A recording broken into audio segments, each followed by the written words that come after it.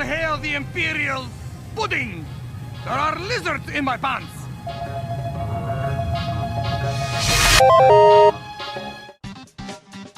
If you've ever picked up a controller at any point in your life, then you've probably heard of the Japanese game developing company, Capcom. And if you haven't, you've probably been living under a rock. Or you're lying. You're probably lying. Why are you lying, you dirty little lie? Capcom, founded in 1979, has more than established itself as one of the largest video game production companies around, responsible for bringing the world some of the most popular franchises to exist. You know, Street Fighter, Resident Evil, Devil May Cry, Mega Man, and Monster Hunter. They were all birthed by the Japanese media company. But hey, Capcom knows a good thing when they see it, right? And it just so happens that a lot of their IPs happen to be very good things. You'd be hard-pressed to find out that they've adapted many of their titles into animation, bringing their characters to a much wider audience. The likes of Mega Man, Devil May Cry, and Monster Hunter have all been turned into cartoons and anime over the years, with varying degrees of success. I have ways to change your mind.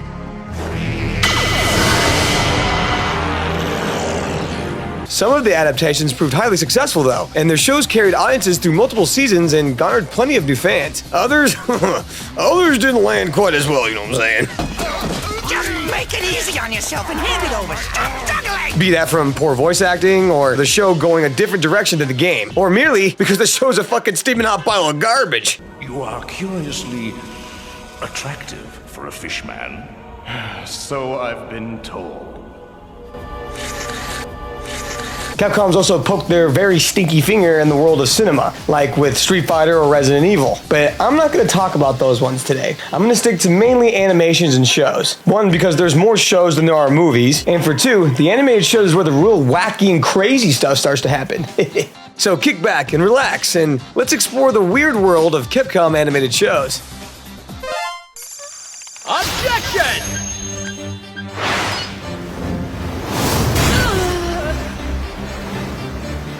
Miss Vasquez, your testimony does not add up.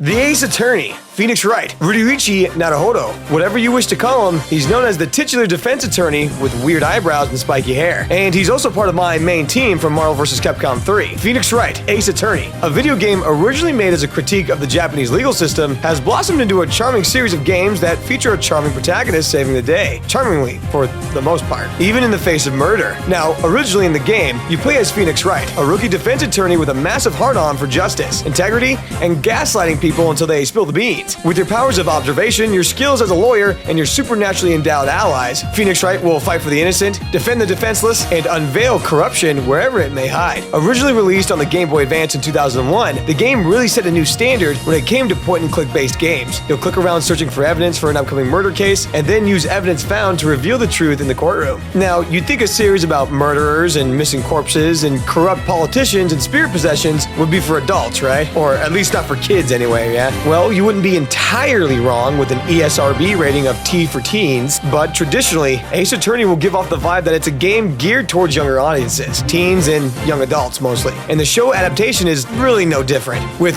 goofy antics, middle school humor, and childlike pranks. You'll feel like you're watching a teenage life anime, to be honest, but instead, you're actually watching renowned prosecutors and award-winning defense attorneys argue about blood-soaked evidence in a murder trial. Further elevating the serious tone you would expect from the game about solving murders, the anime-like over-exaggeration of the characters' emotions really rounds out this game's darker edges, not gonna lie. I grew up playing Phoenix Wright back on the Wii Virtual Console in my teen years. I was quite fond of the game's art style and tone, even if it was a tad cartoonish, you know? That said, the Ace Attorney anime, created in 2016 and wrapped in 2019, is a highly successful anime and one of the best Capcom animated shows in Japan. Being produced by A1 Pictures, a peerless legend in the anime industry, the Ace Attorney show adapted much of the content from the DS and Game Boy games Ace Attorney Justice for All and Trials and Tribulations. Spanning over 2 seasons and 47 episodes, fans of the original games can spend plenty of time with their favorite spiky-haired defense attorney as he sticks it to the prude Miles Edgeworth. Now, I will say, the show does do some things right that I do appreciate. The anime is structured like the game, but paced more like a standard anime. The use of a lot of the game's signature mechanics being present in the anime is a nice surprise to the fans of the series, with stuff like the cross-examination text crawls and how Phoenix spots contradictions with visual aids being shown to the viewer. It's very over the top, which which isn't out of the norm for Capcom or for anime for that matter. Despite being a commercial success of the Ace Attorney show in Japan, many of the game's diehard fans overseas were not pleased with the adaptation, claiming the character designs were changed, the themes were subdued, and the impacts of the trial's verdicts were lessened. American fans over here called the show barely watchable, with the show receiving a 2 out of 10 review on animeplanet.com.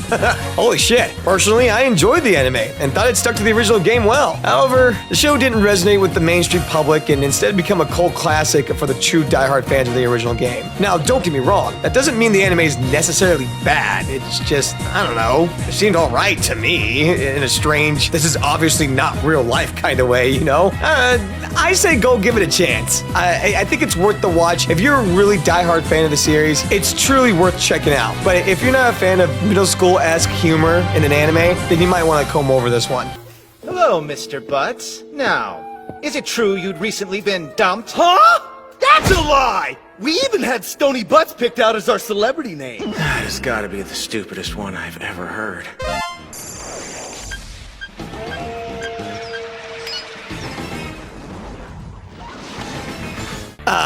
The late 90s, a time where everything was hand-drawn, gory, violent, and heavy on the jiggle, baby. It was a time when turning on the TV after dark meant you were transported into a world of fantasy, action, and weird vampire romances. Tasty. Behold Night Warriors Darkstalkers Revenge. Originally named Vampire Hunter the animated series, Night Warriors is based on the Capcom video game Darkstalkers The Night Warriors. Oh, that was a mouthful, holy shit. Darkstalkers is a classic fighting game that features demons, an M. Bison vampire clone, and other monsters from folklore. The game featured a good range of characters that would all represent traditional monster tropes. Darkstalkers was originally released in Japanese arcades in 1994, but was later ported over to the PlayStation in 1996. Even if you've never played Darkstalkers, you have definitely seen their eye candy monster girls before, let me tell you. There's a pretty good eye candy, you know what I'm saying? Mainly Felicia and Morgan. They were the cat lady and infamous succubus girl you've probably seen your favorite digital artist draw. Don't bullshit with me, you know what I'm talking about. They're also the only Darkstalker characters to ever make an appearance in different games under the Capcom banner. The game was actually fairly beloved by the fighting game community and even helped contribute to the fighting game boom of the 1990s. It spawned 2 sequels and has poked its head in multiple other Capcom games. Now, some of you may remember that the last release of a Darkstalkers game was in 2022 as part of the Capcom Fighting Game Collection, which would be an updated port of the game. Other than that, Darkstalkers hasn't seen a new installment since 1997, but I'm pretty sure Capcom is aware of the dedicated cult following the game has, as they often acknowledge its notoriety amongst its fan base. Although the game wasn't exactly a commercial success, Capcom thought the IP would benefit from an animated adaptation. No, not that one. We will get to that, trust me, don't you worry, but no, not that one. Jesus Christ, what a fucking dumpster fire. No, but instead I'm talking about the anime OVA of the same name. Now, the OVA attempted to pair a story with the unique characters that we first met in the game. Produced in 1997 by Madhouse Studio, the creatives behind the gory masterpieces like Vampire Hunter D, Black Lagoon, and Death Note, Night Warriors was praised in both the East and West alike for its character design, fluid animation, and bold storytelling. Over 4 action-packed episodes, fans are shown a small-scale supernatural war, while the show's protagonists Dimitri and Morgan fight for control of the demon world in a battle that spills over into the mortal realm. Oh, and then a super-powered alien arrives on Earth for some reason. This alien, known as Pyron, plans to take over the planet, but only after defeating every worthy opponent before him. Alright, a little convoluted, but alright, I can respect it. The show follows different Darkstalkers characters as they try to survive in a dark gothic world with a would-be alien tyrant. Now, the story's a bit everywhere, I'm not gonna lie to you. There's even a storyline about the half-vampire demon hunter character Donovan, who happens to be the main focus of the second game's installment, which was the reason for the creation of this OVA. That's the name, Vampire Hunter. One of the things that I appreciate about this OVA is that it does its best to animate what a real fight scene between these characters would look like if it were to play out like the game. Other than the story being kind of everywhere, the voice acting and animation are actually really elite. It's a solid anime that holds up well, which is more than can be said about its American counterpart, let me tell you. Now, predating the Japanese OVA by a whole 2 years, there was an American Darkstalkers animated show created in 1995, and it's kinda...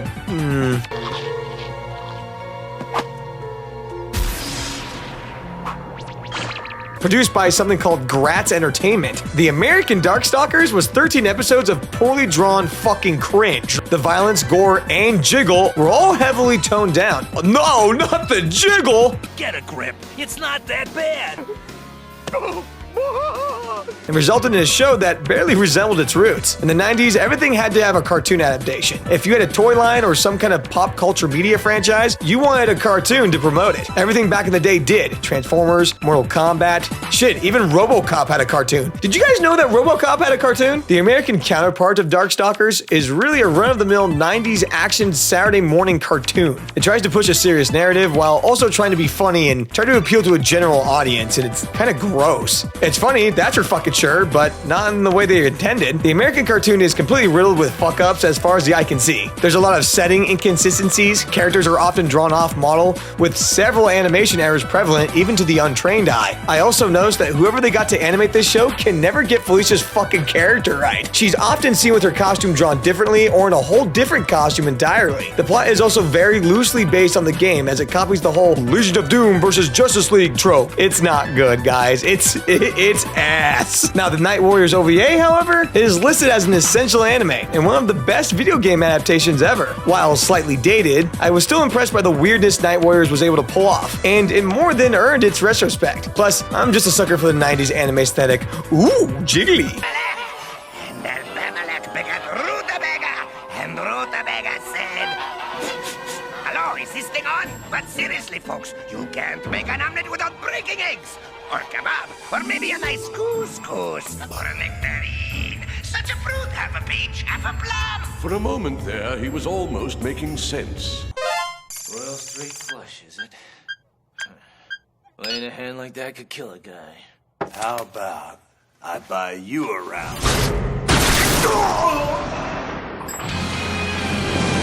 Now, for anyone who's dived into the hellish world of Devil May Cry, you know the games can be intense, wild, chaotic, and, dare we say, truly extreme. Anyway, growing up for me, it was the original hack and slash game. Now, for those of you who don't know, you play as a half-human, half-devil hybrid who runs a demon hunting business in a city that may or may not be located above the gates of hell. With the help of the locals, other hybrids, and a handful of mysterious characters, players will fight off legions of the underworld and put Sparta back in his hole more than once. Poking their heads back in the world of game adaptations, thanks to Madhouse Studio, the hacking, slashing, shooting, stabbing, kicking, punching, and exploding success of Devil May Cry was brought to animation. And it's pretty fucking good. Taking place between Devil May Cry 1 and 2, and debuting to the world in 2007, where pop culture was a lot more tame, the Devil May Cry animated show featured 12 episodes with the infamous Dante front and center, as per tradition for most Devil May Cry iterations. You know, femboy or not. Now, back in the day, I remember waiting for new episodes of this anime to drop as a kid and being really stoked about Devil May Cry stuff. I remember I had just finished playing Beautiful Joe on the PS2 with the Dante unlockable character, and my playthrough of DMC3 was still fresh in my mind, as I had done it that same year. Back then, I recall reading on fan forums that the community was pretty hyped for this to release, but then I was swiftly crushed when I found out that I wouldn't release in the English dub for some time, and I was forced to read like a peasant. In the anime, Dante is doing his demon hunting thing in the religious town of Capulet City, just trying to get by as an owner of a devil extermination business. It's the usual story of a man who doesn't know how to manage his money or his addiction. Except for the usual alcohol trope though, our hero has a vice for junk food, and hey man, I get it. You ever have some of that Haagen-Dazs ice cream after a little bit of green herb? Shit's cash money, baby. Dante's just a guy trying to get some pie, you know what I'm saying? You're kind of making me lose my appetite, dude. Now, regulars of the series will recognize that Dante is voiced by his longtime preferred voice actor, Ruben Langdon, or as he's credited here, Justin Cause. Justin Cause, huh? Is that what you went with? Alright. So I guess this was some sort of pen name he used? Also, is it just me, or does he sound exasperated every time he's talking? Like I just get tired listening to him speak. You're not bothering me, but I can't promise that you'll live long. Shit. In for a penny, in for a pound. I guess I have to stick around a little longer. Oh, lady, I think you're the one who doesn't get it. I'm so deep in debt I can't even keep track. Anyway, the show is structured to fit an overarching story over the 12-episode season. The anime shows this by making a daddy of Dante. Now, don't get me wrong, he was a daddy before, but now he's tasked with looking after an orphan girl and decides to act as her surrogate father. Yeah, I will admit, it's a little out of character for the usually irreverent Dante, but it is a funny way of humorizing an otherwise laid-back and usually kind of kept to himself character. Although this iteration of our protagonist is a little more, I don't know, cool, edgy guy than his game counterpart. parts. This could be because we're getting a little more dialogue and character moments out of him, and to be honest, the more I see it, the more I think it's not that out of character for him. All in all, it's a decent representation of Dante. To be honest, I kind of like him a lot. You know, he still does those regular Dante things that we all like about Dante, but just a little bit more, you know? Besides Dante, we also see other characters from the games that get a little bit more flushed out as well. While the show was received with mixed praise when it finally arrived in Europe and North America in 2010, it's not a show that holds up particularly well these days. The voice acting is noticeably off, kind of, and the relationships between the characters are so cheesy it kind of hurts. And,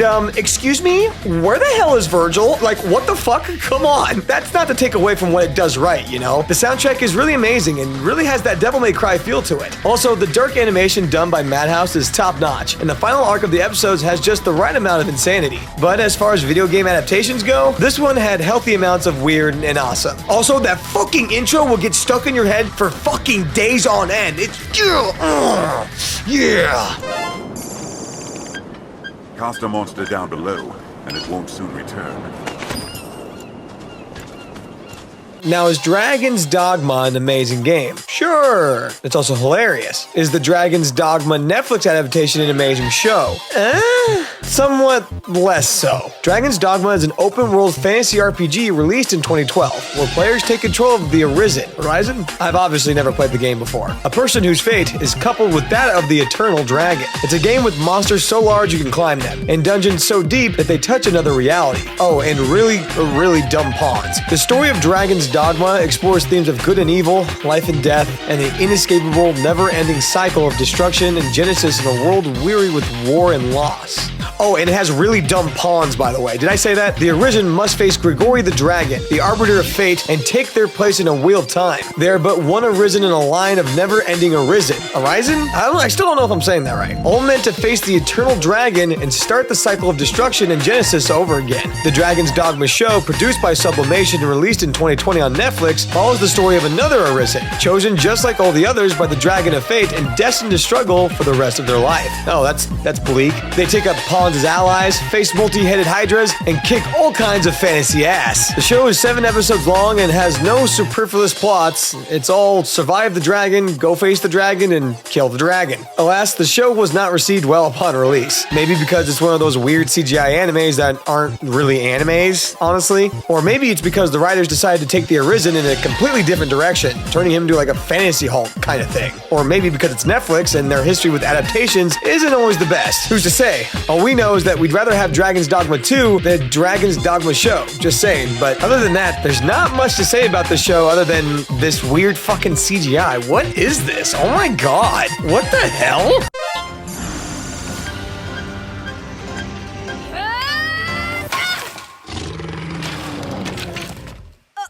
Alright, let's be honest. The premise of Monster Hunter is certifiably pretty fucking metal. You go out, hunt giant monsters, dinosaurs, or dragon things, kill them, carve their corpses into pieces, then use those corpse pieces as armor and weapons to go out and kill more giant monster, dinosaur, dragon thingies. I mean shit, the plot of most Monster Hunter games is to hunt at least one flagship monster into literal extinction. It's one hell of a series with larger-than-life enemies for players to face, essentially kickstarting its own genre of sorts. We're talking dragons with poison-barbed tails, lions that control lightning, and dinosaurs that swim in the desert sand. But regardless, when you jumped into Monster Hunter video games, the handheld versions or the updated console versions, the point of the game remains constant throughout. Kill everything. And then carve. So it's understandably odd that Monster Hunter Stories Right On, a kid's show, takes the complete opposite approach. Kill nothing. And you don't get to carve nothing. Fucking bogus, bro. I mean, it's a kid's show, so don't really know what I was expecting, but it's still a complete 180, you know? Produced by David Productions and released in 2016, Monster Hunter Stories Right On is 75 episodes of adorable monster goodness. If you ever wanted to see that fire-breathing bastard of Rathalos as a cute, protective little companion, well, now's your chance. The Monster Hunter anime is all about working with monsters, affectionately called monsties. It's called what? It's called Monsties? Is that a joke? All right. The protagonists, children selected to be riders, go on adventures with their feline cat to save the village and befriend Monsties. I'm sorry, I can't take this seriously. I'm not calling them Monsties. The show tries to illustrate to kids that there are plenty of ways to solve a problem that don't include violence or death, or giant swords and hammers and bow guns that shoot explosives. But the problem for me is that the overarching crisis of the show would easily be overcome with violence. It's like I always say, kids, violence is never the answer, it's the question. And the answer is always yes, except that's the game, not the show. The show is well made and very well voiced, and it clearly captured a solid fan base since it ran for 75 episodes. But the fact that it goes against the entire ethos of the Monster Hunter franchise is undeniably really weird. Especially for someone like me who's played Monster Hunter for a very long time. I've been playing it since Monster Hunter Tri. Knowing what this show is based off of is really contradictory to what any Monster Hunter fan would really want. And at the end of the day, it's just really fucking weird.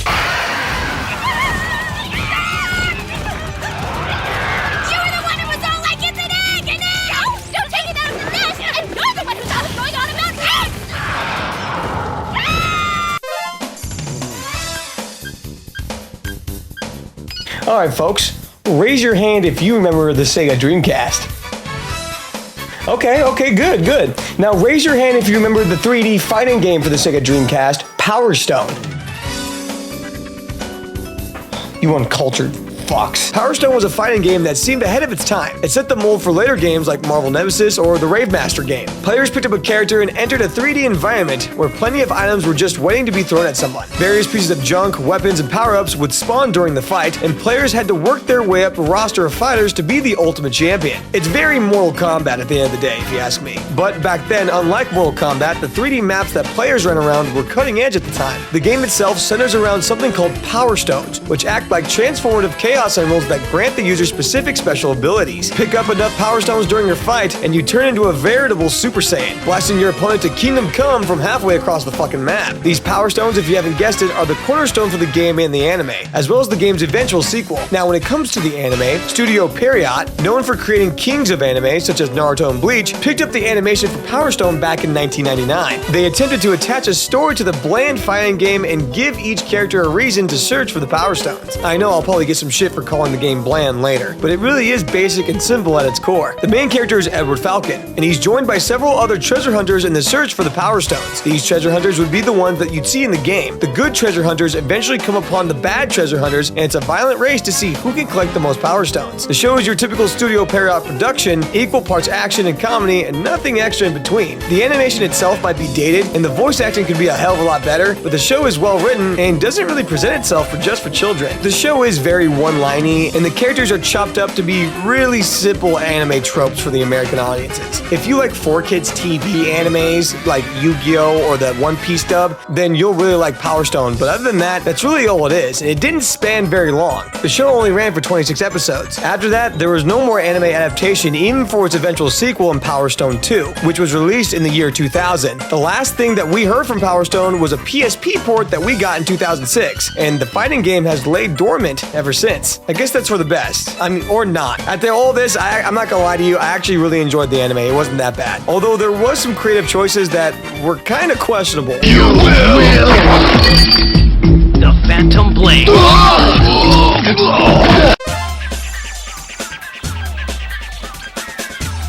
Alright, now here's the elevator pitch. Sengoku, it's samurais, but on crack.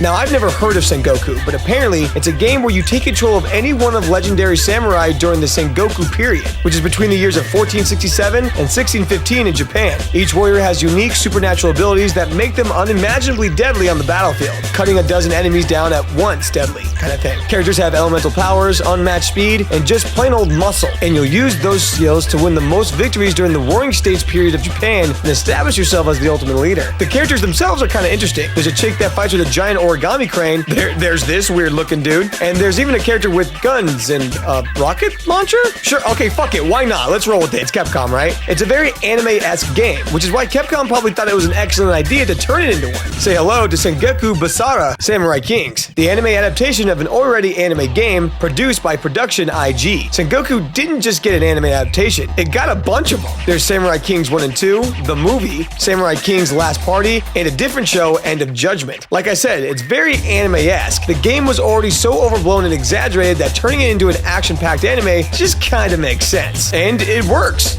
I mean, look at this shit. That's better than most of One Piece right there. Is that guy holding 3 katanas in each hand? Did he just punch him through a wall? Are these people even human? This is kind of badass. Samurai Kings is a very Game of Thrones type of show as well. There's a lot of plotting, planning, and scheming going on in most episodes. Someone is either always strategizing war efforts, trying to outthink their opponent, or planning to deceive someone. When they're not totally kicking ass in insane anime fights, that is. Sengoku's anime adaptation started in 2010 and ended in 2014. Although we haven't been graced by any Sengoku since, the franchise has unfortunately pivoted to mobile games. They're not as anime-esque as their predecessors, so I'm not gonna lie, I was a bit disappointed. Ugh, ew, what the fuck? Ew, this is gross. I'll take ridiculously over-the-top action any day over the week.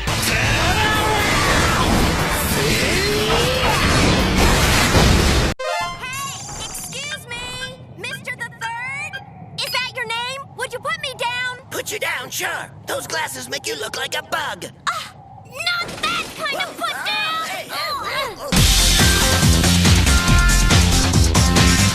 Beautiful Joe was a masterpiece far ahead of its time in my opinion. The humor that Deadpool capitalizes on, Beautiful Joe pioneered, baby. Show some respect.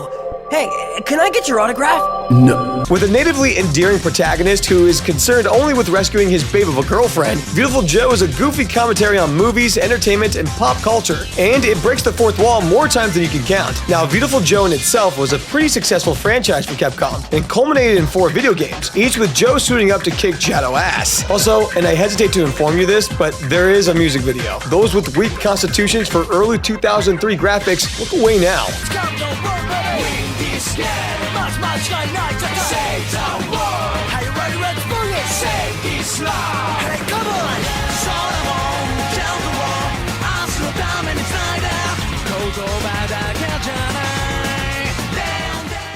It's so bad, yet so beautiful. And honestly, I love it. I really do. I used to replay this music video all the time on my GameCube as a kid, and my dad actually came in one time and told me to shut off that Blink 182 bullshit. Thanks to the wide success of the video game series, Capcom licensed Beautiful Joe off to the group TAC, who turned it into a 2-season anime. The show was much more successful in Japan, however, than any other country, and as such, failed to get renewed for a 2nd season in North America. It also underwent lots of censorship along the way. Joe's girlfriend, named Sexy Sylvia in the Japanese version, is renamed to Go-Go Sylvia in the American version, along with any instance of cleavage being cut immediately, which is just a damn shame, really. The show was meant for young audiences in America, and in Japan, it was more geared towards preteens and young adults, which is pretty prominent within its translation. But I mean, do you expect any less from a game that was created by Hideki Kamiya? In my opinion, Beautiful Joe was always in a genre of its own. The anime itself was equally quirky, with jokes flying at the audience every few seconds. And I gotta say, the Japanese version is honestly the better version, but that main theme was a fucking banger, man.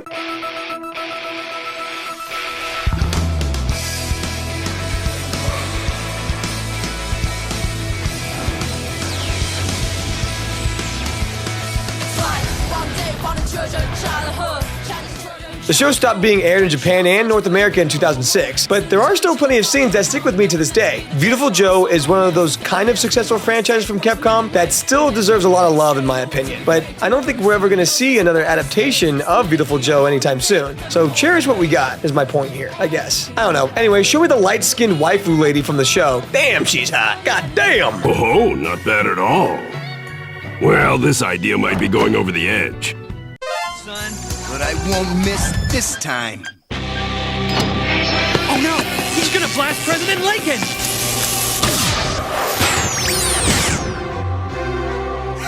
I knew you'd risk yourself for Mr. Lincoln. Ah, the classic, the OG, the one and only, Mega Man. Is there a soul out there who doesn't know of this one-handed move-copying hero? I mean, come on, it's Mega Man. Of course you know who he is. But I bet you didn't know he's made a few TV appearances in his day. Or maybe you have, because you've seen those terrible, terrible YouTube clips of the equally terrible, terrible voice acting.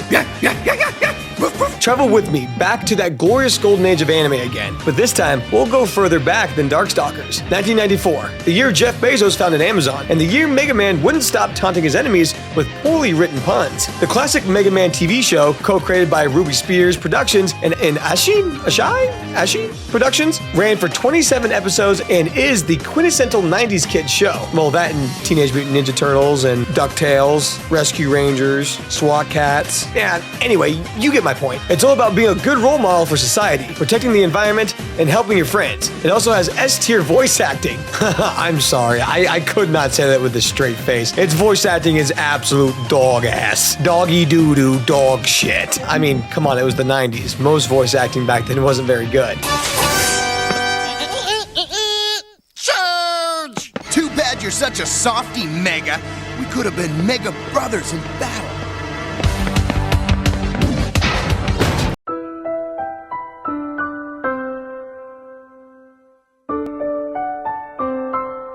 Voice acting aside, the animation itself is pretty decent, but the show bleeds of Saturday morning cartoon tropes and stereotypes, which was per the norm for the 90s. The show really tried to introduce content from the game, but I don't think the animators who did this show realized what some of the items from the game actually did. Like this scene where Mega Man gets an energy tank and cracks it open like a soda, then chugs it. It wasn't even damaged here. It didn't make any sense. What the fuck? Also, Proto Man is fucking unbearable in this show. He says blatantly obvious stuff that even kids would find laughable. Mega Man! The blue bomber! Blessed Mega Man to pieces. No! I must destroy Mega Man. Why the fuck did he do that? Did he have to go and destroy Dr. Wily's button? Like, he totally threw a tantrum just now. What the fuck? Jeez, Proto Man, take a fucking chill pill. Proto Man straight up acts like a spoiled rich kid in this show, and it honestly cracks me up a little bit. Now, let's get back to the voice acting for a second. Why the fuck does Cutman sound like he should be working for Dr. Frankenstein here? With pleasure, Gutsman. Like, what was the purpose of giving him an Igor-sounding voice? When I heard him talk like that for the first time, I legit laughed for like 5 minutes straight. I just wasn't expecting that voice to come out of that body. Also, some of these shots in the first episode are absolutely hysterical. Like I said, it's very much an early 90s show, and it's ingrained in its DNA, especially with Rush sounding like a Scooby-Doo clone. It's almost undeniable. Now, Mega Man recently made a comeback on Cartoon Network in America as a CGI kids show back in 2018. It does fairly well. Despite it being a kids show, I actually caught a few adult jokes hidden throughout each episode. Being rebooted in 2018, dubbed Mega Man Fully Charged, changing Mega Man's name from Rock to Aki, but still donning the Mega Man moniker. Aki, or Mega Man, is still a robot boy that now lives with the trope of a secret hero life while trying to balance school and saving the city from out-of-control robots. This series was created for Cartoon Network at the behest of Capcom, with Dansu Entertainment spearheading the show, utilizing a newer age of CGI animation comparable to the Pac-Man show that aired on Disney. What's really interesting about the show is that it was produced and written by the creators of Ben 10 and Generator Rex, and I gotta say, I actually kinda like it. The creators weren't against the meta humor either. They inserted a lot of Mega Man fandom DNA into Fully Charged. One of the things that I loved about Fully Charged was the addition of Man-Man, an average Joe character who wishes to be a hero, who's an obvious gag on the original American Mega Man box art style for the Blue Bomber. Dynamic shots from Ben 10 and Generator Rex also live on through this iteration of Mega Man. I can actually see the comparison, which actually goes surprisingly well together coupled with the cel-shaded art style. What I also appreciate is that the show uses BGMs and visuals from the OG Mega Man games that give it the extra charm for the OG fans of the series. Unfortunately, most of those OG fans were unaware of the show's creation. The showrunners stressed that this new animation would be targeted for a new generation of audiences, but still include Easter eggs for older fans. Mega Man Charged largely flew under the radar and slowly fizzled into obscurity, at least for the States, that is. I personally didn't even know this show existed until I did research for this video. Mega Man Fully Charged aimed to do more than its predecessors, but honestly fell a little flat. With big shoes to fill after Mega Man NT Warrior on Kids WB, and Mega Man Star Force, which was a spiritual successor of sorts to NT Warrior, that only aired on Cartoon Network and Toonami Jetstream. Honestly, Mega Man Fully Charged was sort of set up to fail as a Saturday morning's kids cartoon. Mega Man has seen multiple iterations when it comes to anime TV shows, and your best bet is to watch one of the two anime-produced shows I just mentioned, as they are the better structured shows out of the bunch. But honestly, they're only really good if you're into the Battle Network series of Mega Mans. As for the traditional Blue Bomber story, I'm just happy to see the original gangster himself still alive and kicking. Oh no! I'm out of power! Oh, never mind. Bye.